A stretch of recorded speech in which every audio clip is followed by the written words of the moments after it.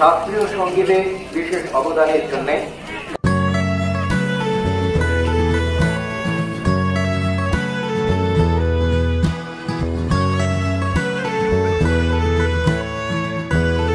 I got this wonderful book, Mouse Gong.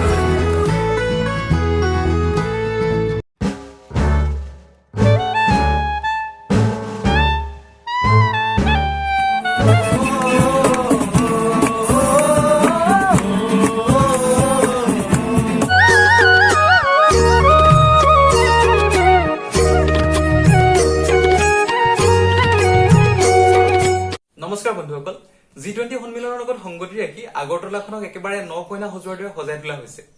যিহেতু ভিন্ন দেশৰ কূটনৈতিক প্ৰতিনিধি আৰু উচ্চস্তৰীয় বিষয়াসকলৰ ত্ৰিপুৰালৈ আগমন ঘটিছে, তাৰ লগত সংগতি ৰাখি এই সাজোন কাচোন। ঠিক একে সময়তে আগৰতলাৰ হাপানিয়া ইণ্টাৰনেশ্যনেল ফেয়াৰ গ্ৰাউণ্ডত এখন গ্ৰন্থমেলা অৰ্থাৎ 41তম আগৰতলা বইমেলা অনুষ্ঠিত হৈ আছে। আৰু মই এইখিনিতে থাকিম, দৰ্শকে গ্ৰন্থমেলা চাবলৈ নাপাব, সেয়া কেনেকৈ হ'ব পাৰে। সেয়েহে আজি দহুবন কাটি কৰি গ্ৰন্থমেলা চাবলৈ ওলাইছো। আৰু আপোনালোকো মাৰবান্ধি থিয় হওক, চেনেলটো ছাবস্ক্ৰাইব কৰক। আৰু ভিডিঅ'টো চাই লাইক এটা নকৰাকৈ সাপ মাৰি নেগত বিষ থব নাপায় নহয়। গতিকে লাইক কৰিব, কেনে পালে সেয়া জনাব। আৰু আমি এতিয়া গ্ৰন্থমেলা চাবলৈ যাওঁ বলক।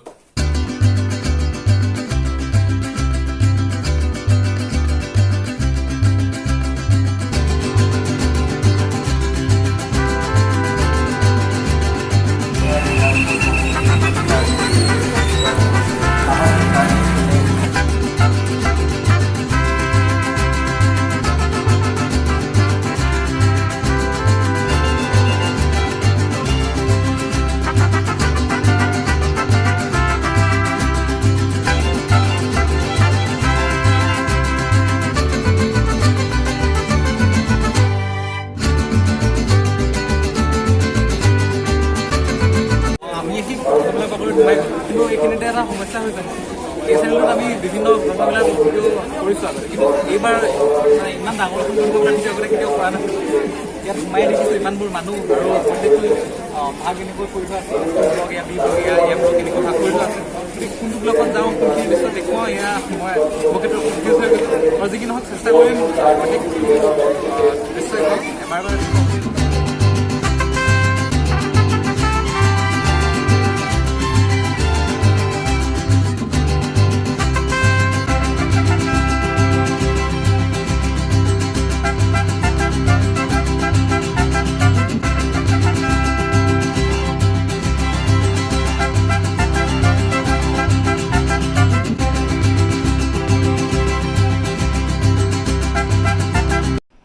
এইখিনি হ'ল বাৰু।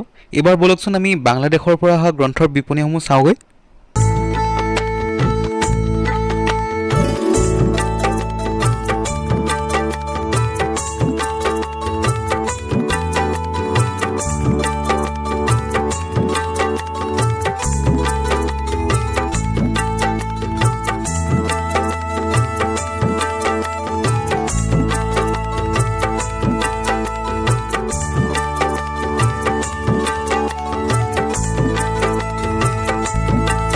এয়া মঞ্চত সামৰণি আৰু বঁটা বিতৰণী সভা হৈ আছে।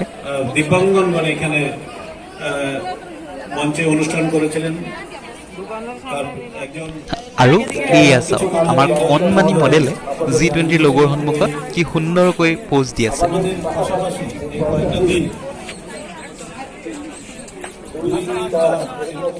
এয়া হৈছে ত্ৰিপুৰাৰ বিভিন্ন পৰিদৰ্শনযোগ্য স্থলীসমূহৰ ফটো গেলাৰী।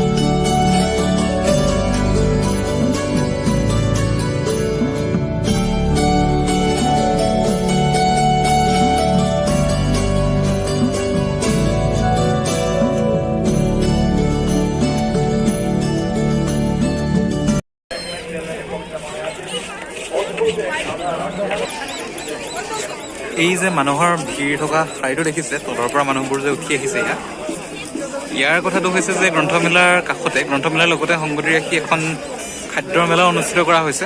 অৱশ্যে ইয়াৰ ত্ৰিপুৰাৰ খাদ্যৰ মেলাবোৰ এটা বৈশিষ্ট্য আছে যে ইয়াত যি জনজাতীয় খাদ্যৰ ইমান বেছি প্ৰচলন দেখা নাযায়, দুই এখন আহে, কিন্তু অসমত জনজাতীয় খাদ্য বুলি ক'লে যিটো ধাৰণা এটা আছে যথেষ্ট জনপ্ৰিয়, ত্ৰিপুৰাত সেই কথাটো নাই। ত্ৰিপুৰাৰ জনজাতীয় খাদ্যসমূহক লৈ বিশেষ ব্যৱসায় আৰম্ভ কৰা এতিয়াও দেখিবলৈ পোৱা নাযায়। আৰু যি কি নহওক এয়া দেখিবলৈ পাইছে যে গ্ৰন্থমেলাতকৈ খাদ্যমেলালৈ লোকৰ সমাগম বেছি। এক দীঘলীয়া লাইন। এই কথাটো মই অসমৰ গ্ৰন্থমেলাসমূহতো লক্ষ্য কৰোঁ যে গ্ৰন্থমেলাতকৈ বাণিজ্য মেলা বা খাদ্যৰ মেলা যিসমূহ আছে সেইসমূহত ভিৰ বা সমাগম বেছিকৈ হোৱা দেখিবলৈ পোৱা যায়। মই যে আপোনালোকক কৈছিলোঁ যে ইয়াত জনজাতীয় বা স্থানীয় খাদ্যসমূহৰ সিমান বেছি জনপ্ৰিয়তা নাই বুলি ক'ব পাৰি। নাই বুলি মই এইটো অৰ্থতে কৈছোঁ, আপোনালোকক দেখুৱাই দিম এতিয়া। সেই আৰম্ভণি এখন ফুচকা দোকান দেখিলে, আৰু মই এতিয়া দেখুৱাম আপোনাক ইয়াৰ ফুচকা, ইয়াৰ চাট এয়াও দেখিলে। আৰু মই দুখনমান দেখুৱাই দিওঁ কথাষাৰ আপোনালোকক প্ৰমাণ দেখুৱাবলৈ। এয়া দেখিছে, এফালৰ পৰা যদি আপুনি চাই গোটেইখিনি ফাষ্টফুডৰ দোকান, জাংক ফুডৰ দোকান। ইয়াত মই আৰু এদিন আহিছিলোঁ, কিন্তু তেতিয়াও মই দেখিবলৈ নাপালোঁ যে স্থানীয় জনজাতীয় খাদ্যসমূহৰ প্ৰচলন মই ইমান দেখিবলৈ ইয়াত নাপালোঁ। কি নহওক সাংঘাতিক ভিৰ হৈছে এয়া মানুহৰ। আৰু যিহেতু আজি শেষৰ দিন, এই শেষৰ দিনাত গ্ৰন্থমেলা চাবলৈ আৰু খাবলৈ দুয়োটাৰ কাৰণে মানুহৰ বহুত লানি নিচিগা সমাগম হৈ আছে। আৰু এইফালে চাওক, হাতত গীটাৰ আৰু প্লেবক্স লৈ যুৱকসকলে গীতৰ মেহফিল বহাইছে।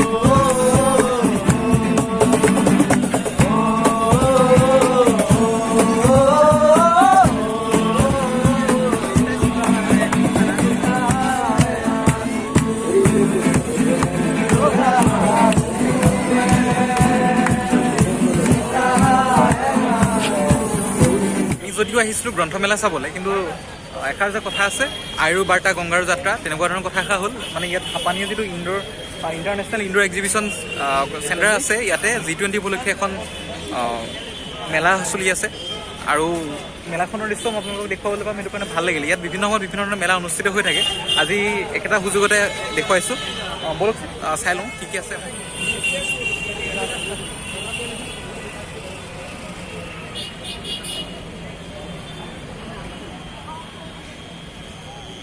এয়া হৈছে international indoor exhibition centre, Hapania, Agartala.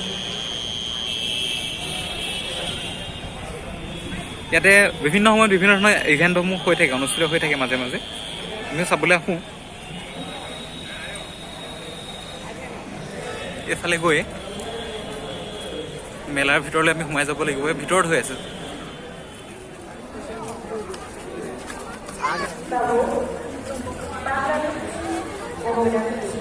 আৰু এইফালে বাৰাণ্ডাত চাওক কি আছে এয়া।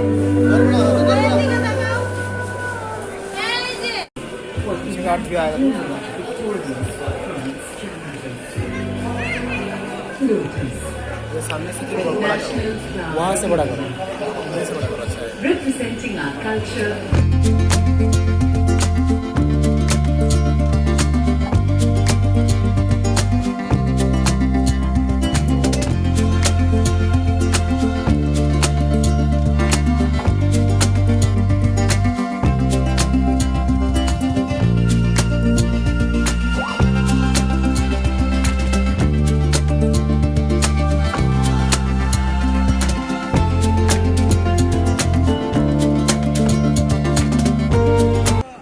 দেখুৱাবলৈ চেষ্টা কৰিছোঁ। অৱশ্যে চেল্ফি প্ৰেমী ৰাইজৰ পৰা বিৰ দি বাট নোপোৱা এটা অৱস্থা।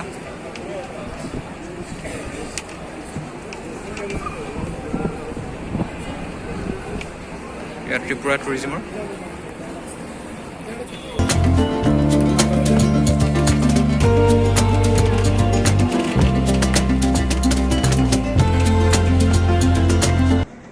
এয়া হৈছে ত্ৰিপুৰাৰ বিখ্যাত ত্ৰিপুৰেশ্বৰী মন্দিৰৰ আৰ্হি।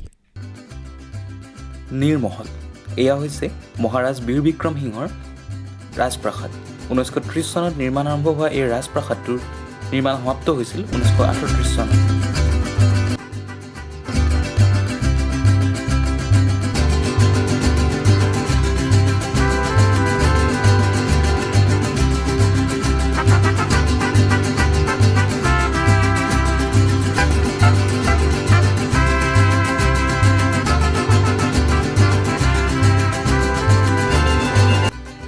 উজ্জয়ন্তা পেলেচ। মহাৰাজা ৰাধাকিশোৰ মাণিক্যই নিৰ্মাণ কৰা এই ৰাজপ্ৰসাদটি বৰ্তমান সংগ্ৰহালয় হিচাপে গঢ়ি তোলা হৈছে।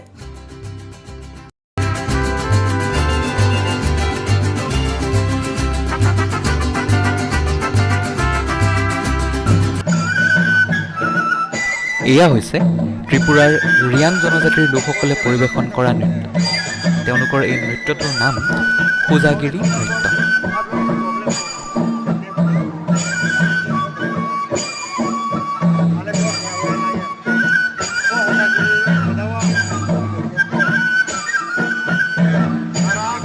আৰ্বান লিভলিহুড মিছনৰ প্ৰদৰ্শনী। এইখিনিতে মই আপোনালোকক এটা কথা কওঁ, এইটো মই ভাবিছোঁ এই কথাটো। তেওঁলোকে ত্ৰিপুৰা আৰ্বান লাইফ বুলি কৈ অসমৰ এখন সৰুদয়া জাপি। অৱশ্যে মই নাজানো যে ত্ৰিপুৰাটো সৰুদয়া জাপি ব্যৱহাৰ কিমান পুৰণা বা ব্যৱহাৰ কৰে নে নকৰে, নে অসমৰ জাপিটোকে ইয়াত ব্যৱহাৰ কৰিছে নাজানো, কিন্তু মোৰ কিছু দুবিধা হৈছে কথাটো জানিবলৈ। ভিতৰলৈ যাওঁ বোলক এপাক।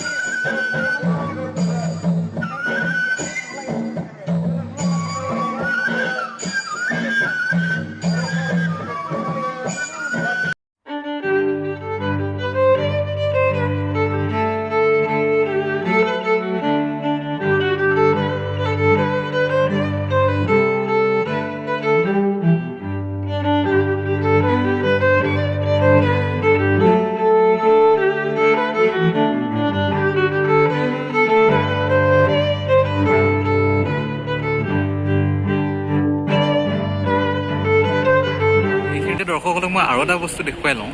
এইটো হৈছে ত্ৰিপুৰাৰ জনজাতিসকলৰ তালিকাখন। ত্ৰিপুৰা বিভিন্ন ক্ষেত্ৰত চহকী, তাৰ ভিতৰত অন্যতম হৈছে ইয়াৰ জনজাতীয় যিটো বিভিন্ন জনজাতিৰ লোক যে আছে এয়া।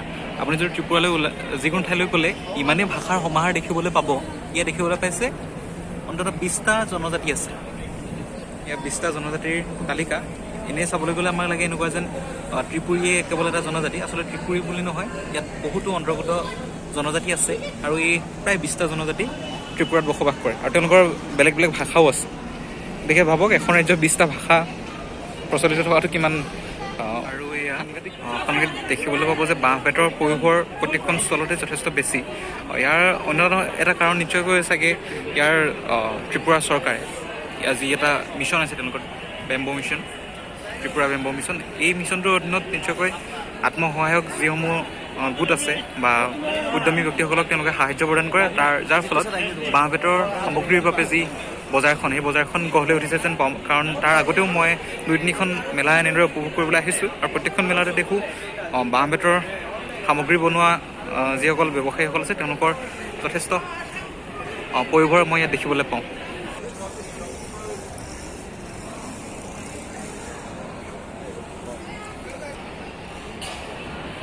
আচলতে এই প্ৰদৰ্শনীৰ প্ৰত্যেকটো ঘৰেই সম্পূৰ্ণ বাঁহেৰে নিৰ্মিত। ছাল, বেৰ, আদৰণি জনোৱা বাটত থকা এই শিকলিবোৰ, এই সকলোবোৰ বাঁহেৰে নিৰ্মিত।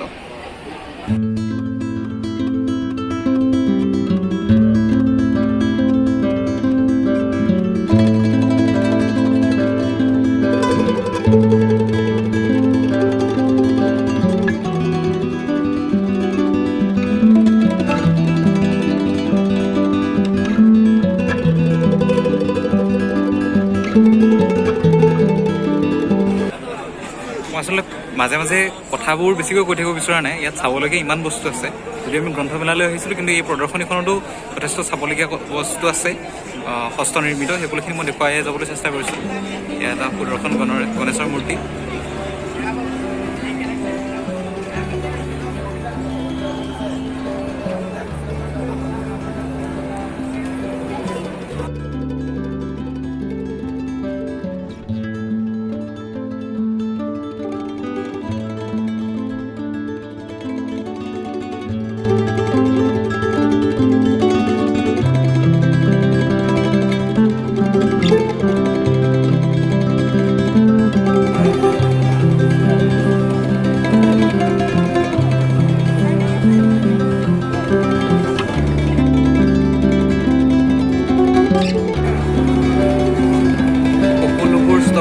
সংগম দৃষ্টিও মই দেখাই দিব বিচাৰিছোঁ, কিয়নো প্ৰায়বোৰ ষ্টৰতে প্ৰায় একেইখিনি হস্তশিল্পজাত সামগ্ৰীসমূহ আছে।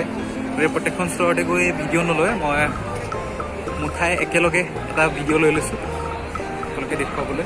খুব ধুনীয়াকৈ সজাই তুলিছে মেলাখন, আৰু যিহেতু ইয়াত চেণ্ট্ৰেল এচিৰ ব্যৱস্থা আছে, গতিকে ইমান মানুহৰ সমাগম ঘটিছে যদিও গৰম অনুভৱ হোৱা নাই। ৰাইজে এচিৰ বতাহ খাই মেলা উপভোগ কৰি আছে। আহিছিলোঁ তেতিয়া ইমান মানুহৰ সমাগম নাছিলে, কিন্তু এতিয়া চাই শেষ কৰোঁ মানে যথেষ্ট মানুহ আহি গ'ল, ভিৰ বাঢ়িছে। আৰু ইয়াত চাই যিহেতু শেষ কৰা হ'ল, গতিকে মই বাহিৰলৈ ওলাই যাওঁ, বাকীখিনি দৃশ্য দেখুৱাব লাগিব। আমি মেলাৰ পৰা ওলাই আহোঁ মানে ইতিমধ্যে মুকলি মঞ্চত সাংস্কৃতিক অনুষ্ঠানো আৰম্ভ হৈছিল।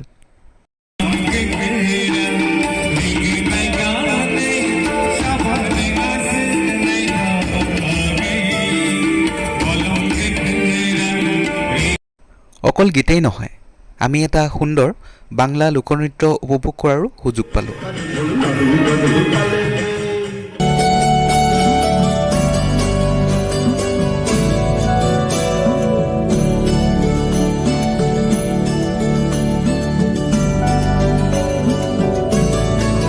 কেইবাটাও চক্কৰ লগাই আমি ওলাই যাবলৈ আহিছোঁ, সামৰণি মাৰিছোঁ আৰু আমাৰ এই গ্ৰন্থমেলাৰ দৰ্শন।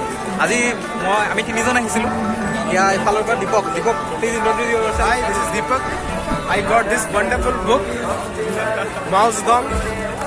So yeah, he's from Bengal, West Bengal. Yes, I'm from West Bengal. And we have please. Hi, my name is Kush Kumar. I am from Lakhimpur. মই অসমৰে কুমেনৰ লগতে পঢ়া। ঠিক আছে, বেংগলৰ এজন মানুহ, আমি অসমৰ তিনিজনে লাগি গ্ৰন্থমেলাখন অলপ ঘূৰিলোঁ, আপোনালোকক কিছু দেখুৱালোঁ। কিমান দেখুৱাব পাৰিলোঁ নোৱাৰিলোঁ নাজানো, তথাপি দেখুৱাবলৈ চেষ্টা কৰিলোঁ। যিকি নহওক সকলোৱে ভিডিঅ'টো শেষলৈকে চাই থকাৰ কাৰণে ধন্যবাদ জনাইছোঁ। পুনৰ এটা নতুন ভিডিঅ'তে আকৌ সকলোকে লগ পাম। ধন্যবাদ।